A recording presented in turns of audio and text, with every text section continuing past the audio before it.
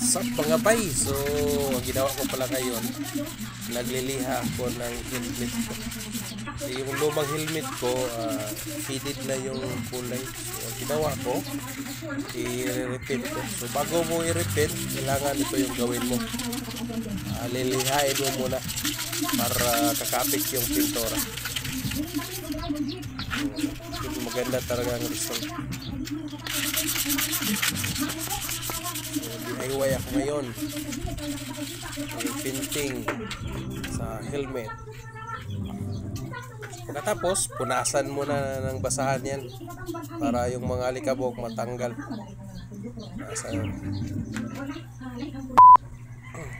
So ang susunod naman kong ginawa, yung brand ng helmet tinakpan ko.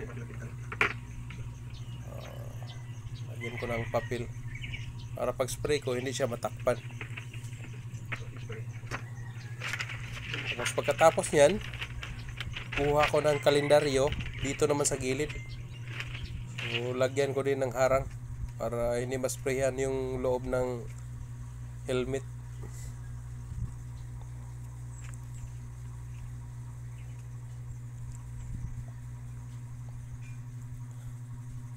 Lagyan ko ng masking tape dyan.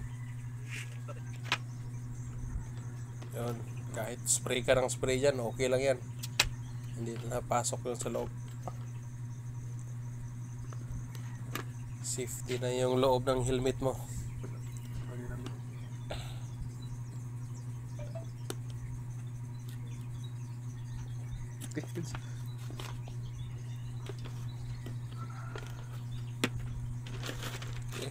Pasok ko sa loob. Dito naman sa gilid para pintura. Ay, matang-tang.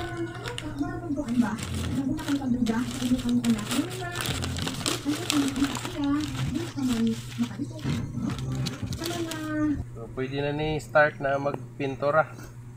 Helmet natin. Check natin yung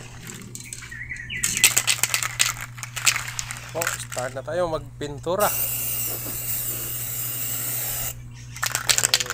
Light ko na pagka-blue yung ginamit ko kasi walang same na kulay na nakita ko ng pagpili ko. Okay lang, ibang kulay naman.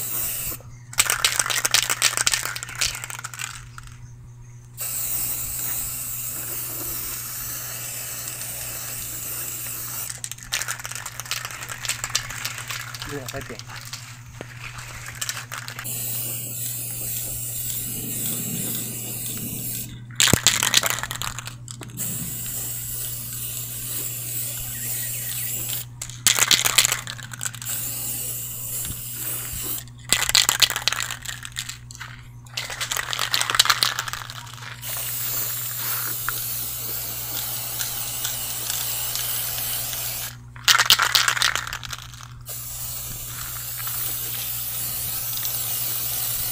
Kita nyo, mukhang bago na yung helmet ko.